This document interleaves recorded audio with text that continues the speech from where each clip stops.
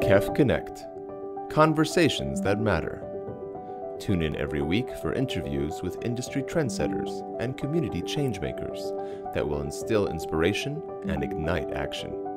Visit www.kefholdings.com and click KEF Connect to listen. Hi everyone, welcome to another episode of KEF Connect, and today we have a super fun episode. We're going to be talking all about the video gaming industry. And with me here are mums and their children to dissect the good, the bad, the ugly about video gaming. So thank you all for tuning in. If it's your first time on one of the KEF Connect podcasts, just as a quick intro, KEF Connect is a podcast by KEF Holding, and KEF Holding has been pumping out these podcasts for a while now. And the idea is to really talk about what are the trending industries out here in the region and to get you thinking about what are some challenges, disruptive trends, and so on and so forth. My name is Shereen, and I'll be your host for the day. But the show's not about me, it's about the guests that we have on. So I'm going to ask them to each introduce themselves. We'll start off with the pair to my right. Hyku, why don't you say hello and tell everyone all about yourself? Hi, my name is Hyku. I'm a photographer, videographer, director, and an entrepreneur. I have always been into gaming. It was more into basically with people that I hung out with. You have cool friends. I was always one of the boys, and I didn't have a choice basically but to hang out with them and play games with them. And I'm just so happy that my son is also, like, he has the same interest. Do you guys game together? Yeah. The same games? Well, I introduced some games to him that I used to like, because there are a lot of new games now. And then he also introduces new games to me, so at least we kind of connect each other, the old and the new. Vitto, do you like the games your mom recommends? Yeah. Oh, all right, retro. Vitto, why don't you tell the audience about yourself? Hello, my name is Vittorio. I like video games, and I also play video games, and I am a 3D artist. Ooh. Yeah. Interesting. And over to the family on my left. Alfiya, why don't you say hello? Yes. Hi, my name is Alfiya, and I'm here with my son Tehzun. He's 15. We've been here about 16 years now, and he's been gaming for about easy 10 of those. I love how you don't say you game. Do you not game? When I was a kid, I used to, but not anymore. But I really enjoy watching him game. Okay. That's why I'm here. Is he good at it? Yes. Yes. Yeah. Tehzun, why don't you say hello? Hi, my name's Tehzun, and I'm the gamer. I go to GEMS Founders, and I've just recently, just this year, I've reached year 11. So I've kind of like stopped gaming a little bit, but I still try to find time throughout the day to, just catch 1 or 2 hours maybe. So that brings me into the first thing I want to pick on. How do you guys as a family manage game time versus the thing you're supposed to do, which is study time and school time and, things that are more traditional? With us, we kind of like, we put this healthy limit where there is an app that I can connect on my phone, connected on his phone and his laptop as well, that kind of give him an off and on time on his, where he gets internet access. Where he would need whenever he games. So our deal basically with him is he gets an extra 4 hours a day, is it? That's a lot. Including school? No, the extra time, right? There's about 3 to 4 hours a day. No? Is it shorter? School's longer, so I don't really have any time left. Well, yeah. Oh, so do you not use up your full allowance? I do. You do? Okay. Okay, so question. Hyku, you said that the way the app works is you turn the internet on and off, basically. But you need internet all day. Everyone's connected to Wi-Fi in their house, and you need Wi-Fi for schoolwork. How do you know to what purpose that Wi-Fi is being used, whether it's gaming or, something more educational? Right. So because it has a limit, so we basically time it. Say from 8 a.m. until 4 in the afternoon, he has access. And then anytime after that, it's offline time. So say if he needs to download anything involving that has something to do with your games, he has to do it prior then. Or he has to finish schoolwork faster for him to have enough time to game more. Weekends, they don't count. Okay. We give him a little bit of extra time on the weekends, right? And the thing is, on that app, you have access on everything that he sees. So whenever we see something that we know that he's not supposed to have access with, we Does talk that happen to him. often? You tell that. That's happened once. Come closer. So tell us about like what happened when we said like there were some sites that we didn't want you to have access to. I don't remember this. Did you say yeah? Okay, if it was to happen, what would you say? I don't know. I would say actually. Would you do it anyway? I'm not putting ideas in your mind. Hyku, question. Do you have a similar app to manage your own time? Do you find yourself spending hours and hours and hours gaming and having it distract from your work?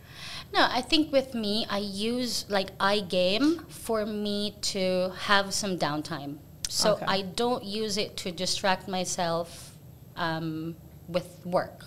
Okay. Like it's when I feel very exhausted. Sometimes I would just sit down and knock on his door and like, hi, can I use your PlayStation? Or you know, can we Tekken for a while just to like stress relieve basically.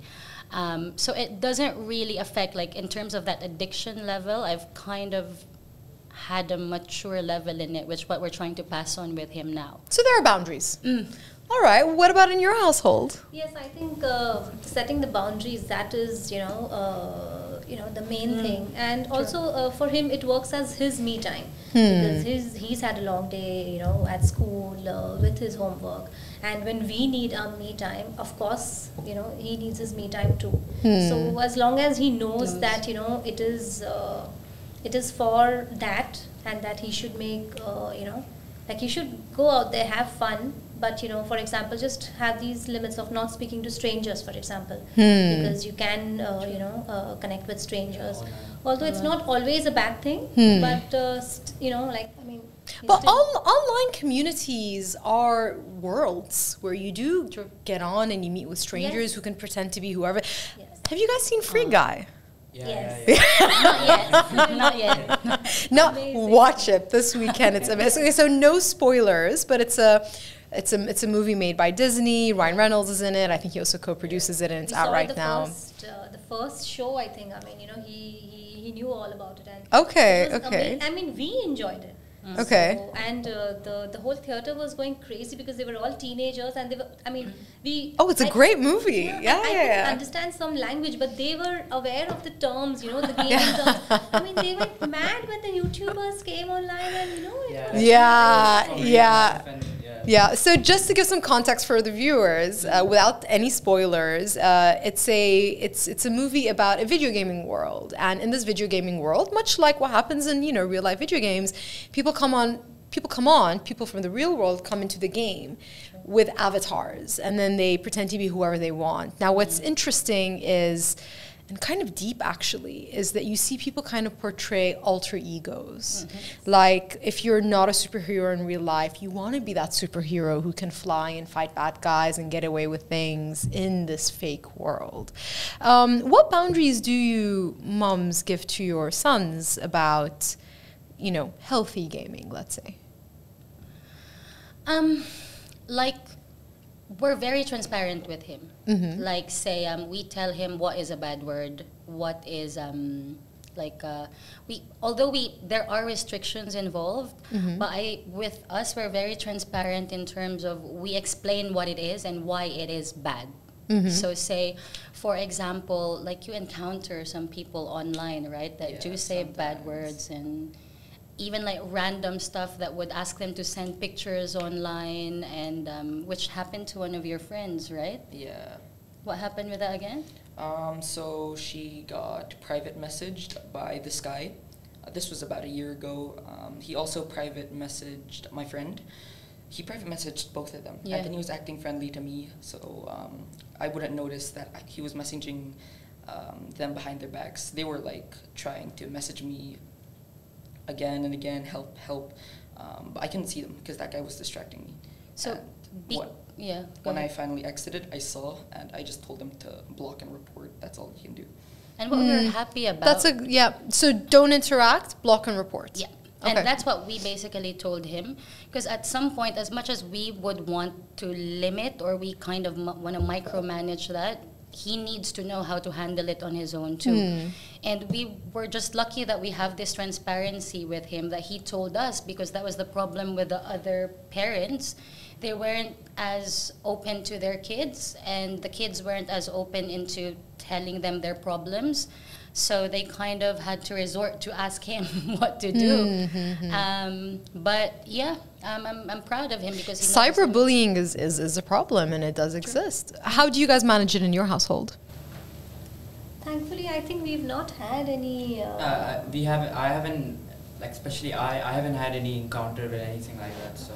But again, communication is the key. And if you take a genuine interest, in what he's doing, because you're a gamer mom, but I'm not actually. So it's, but if you really do try to take a genuine interest in something that your son is interested in, and, you sit there and you talk to him, but he would. And that as a family, if you have that kind of communication within yourselves, then something, when we speak about bullying, even in school. So cyberbullying, as soon as that happens, then he knows that he can come to us, Do these schools that your sons go to and attend have any kind of educational seminars where they help teach the students what to do if they're in this position? Because kids game, right? And I can imagine some schools wanting to help children out, assuming that there are parents who are not open. True. Yes. I think that is something that should be pushed and should be suggested highly. Because as much as I know that most schools would push the in-person thing, but everything is so digital now, especially with what happened last year, that there should be a little bit like a kind of syllabus towards how to protect the kids when they are online by the schools. That's actually a really great idea. But for the next PTA meeting. Yeah. Okay, so question. Gaming is a viable career. Where do you guys stand on that? Definitely. No, why not? I'm curious. With me, I'm in it because I know how much money you can make. Okay. Yeah, sure, it can make tons of money, but it's a very hard path to get to, and it's also not that sustainable, in my opinion. Okay. What about the camp to the left? No, I think definitely no. Gaming is gaming is different, and if you game and you branch it out, like YouTube, Twitch, if you stream and stuff, you can go on multiple platforms and spread your not necessarily just for you gaming, like your personality, like you can make yourself like a brand. So my personal opinion, and I'd love to hear what you guys think of that, of gamers, is I actually compare gamers to athletes, and when I kind of think of their careers. Very few people make it, but the ones who do make it big, and they're treated like rock stars, and they get brand endorsements and all that. And in fact, I know that with some gaming tournaments, the prize pool is bigger than most other sports prize pools. What do you guys think of that? Do you think that it's a similar comparison, or is it harder for gamers, or maybe a little bit easier because it's less traditional? How would I say it? Say in terms of training, like as an Olympian, it's a lot less physical, although it's a lot more mentally draining, is it? And then it's eye straining, like it's still a different level of stress in your body. Plus, the downside of when you do game is it kind of takes you away from the real world a lot. Right? Like you kind of end up just being on your own, zoning out a lot, which is a different level of mental practice that you have to deal with as well. Because sometimes with him, we're like, you're in the room already for like, I don't know how long. Okay. I need to make friends outside. You're describing to me how I would imagine meditation is, where you enter another world, basically. That's crazy. But I find interesting that you say it's stressful, though not physically, mentally and on your eye. When earlier in the conversation you said you use it to de-stress, actually. Well, the type of games that he plays is like, it can be strategic, right? Yeah. like what I do is mostly like no-brainer games. Is before I used to do like the whole Counter-Strike and Dota and all that eats up your time. Okay. But now I'm more of like, yeah, go back to Crash Bandicoot, Pepsi Man, Okay, just something like. But with the games that he plays, it's so like tactical and technical that you need to talk to people, strategize, and. But that's a good thing, I would say. You know, I mean, your question was that do they, you know, do you compare them to the, you know, your actual athletes who are running? I think it's the same, and the way the world is going, you know, we are automizing everything. We are, you know, I mean, the future is technology. So if you, why don't you add gaming into that? You know, I mean, there will be lots of other sports which might even, you know, use technology in the future. So, do you boys participate in any e-gaming tournaments or anything like that? You know, maybe not with future professional endeavors, but on the side. Yeah, not anymore. But before, I used to not really like not at a professional level, just like, you know, like the ones organized by the game. Okay. Like a lot of people play, and it's like if you're not really good at the game, you have a slim chance of actually like getting anything. You know. Okay. So I've just played it like, you know, for fun, but I've never actually like placed like very well. Like I've always been in like the lower half. Does that make you guys want to practice more, and like, does it bring out a competitive side in you? I mean, yeah. At the time, I didn't take it very personally because I was just doing it for fun. Like. Okay. At the end of the day, you had a great time with your friends, and so it is what it is. Okay, interesting. So I don't game, but my brothers game, and they're on this game called Dota. I don't know if you guys play that, and they'd spend hours, and to them it's bonding actually. So back when they used to live in different countries, this was how they used to get together and bond. So kind of like how girls would, I don't know, like me and my girlfriends would sit on Zoom and chit-chat over tea. They just play Dota all day. Oh yes, yeah. It is that. In fact, in the lockdown, you know, the gaming helped them. They were still in touch with their friends. That was the only way to stay in touch with them. And there was still a community out there, and you know, they were still gaming together. So, so it was pretty much you know, social community there. So yeah, it was, and you can make out because as soon as I come in and he goes, okay, mom is in the room. So I that helped a lot with the pandemic, actually. Yeah.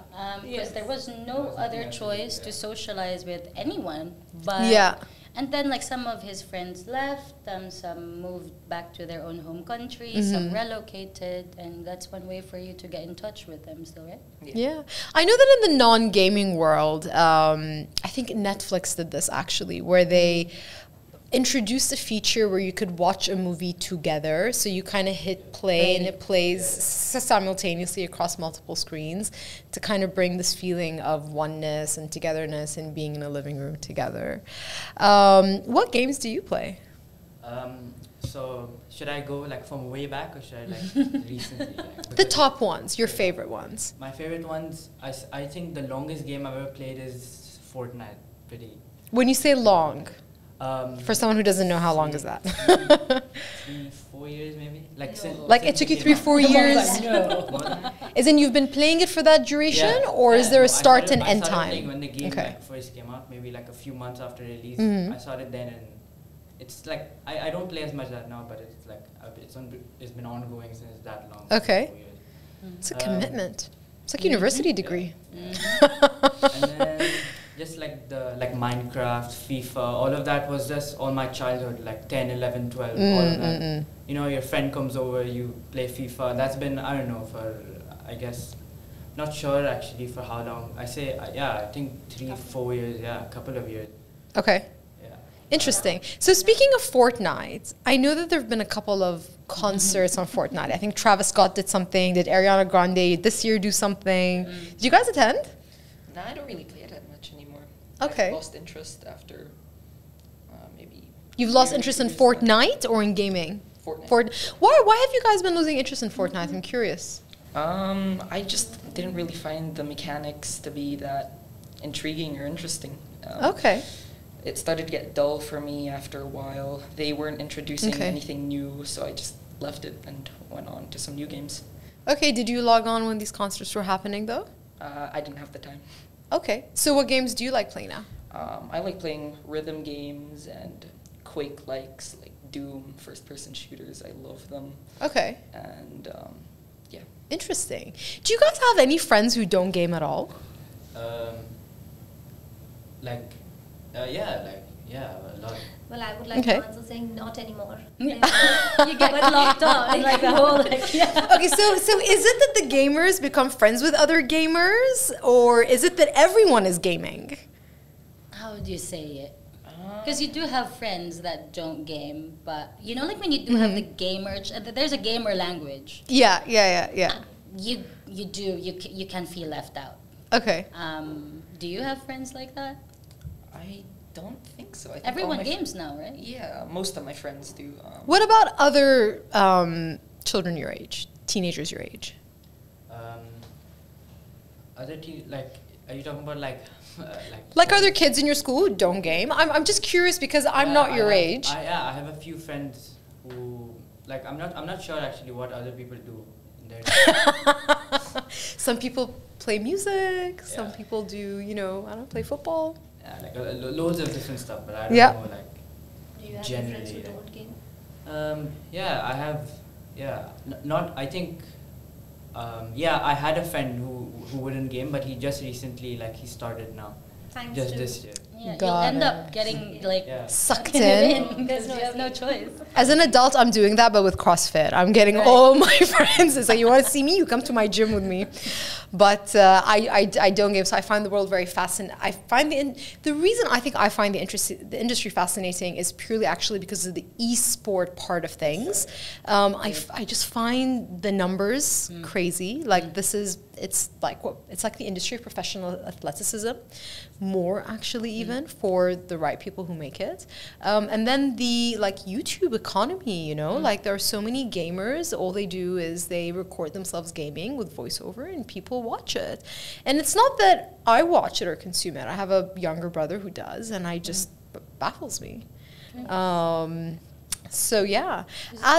Go on. Oh, sorry. Because I feel like there's different avenues in monetizing being a gamer. There's one where you can make, as what he said, make yourself as a brand. Yeah. There's one where you can actually just join tournaments and just be like an Olympian basically. Yeah. Just be an athlete. Exactly. And I know that there are coaches as well. So if you want to be a professional gamer, you can get a coach. You actually can. And they train like crazy. Just in the room 10 hours a day, play, fail, repeat, right? And then again until, because you strategize other people's how they play too. Because when you go against them, then it's basically same as the Olympics. Interesting. Yeah. So personally, I don't like to sit for too long. I have a standing desk at home and in the office, just to not have a hunched back.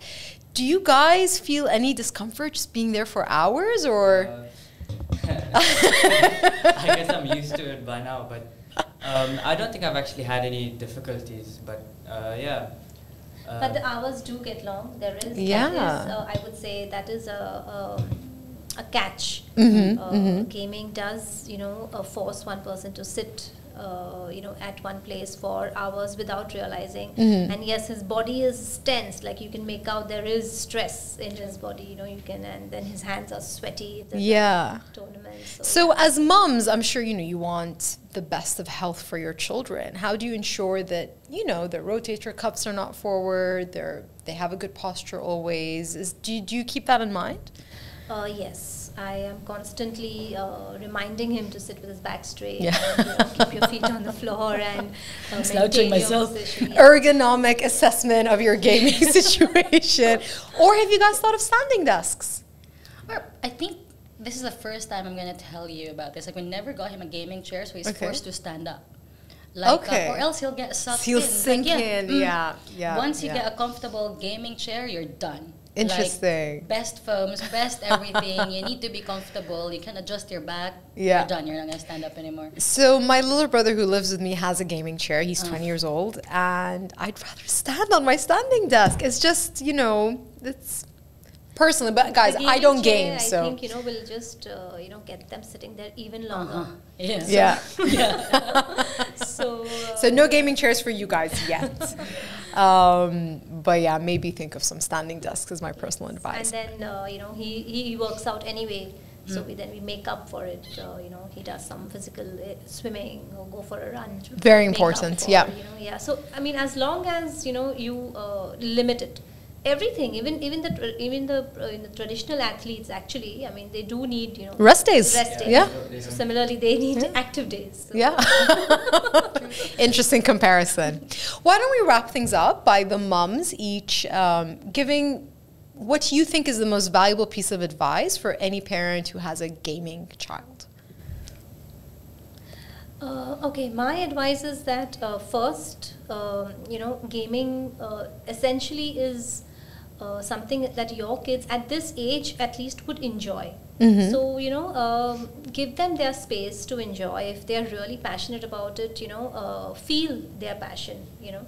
And as we already know that this is, you know, the industry is going in the right direction. So if you feel that your son or daughter has potential, that yes, you know, definitely pursue it.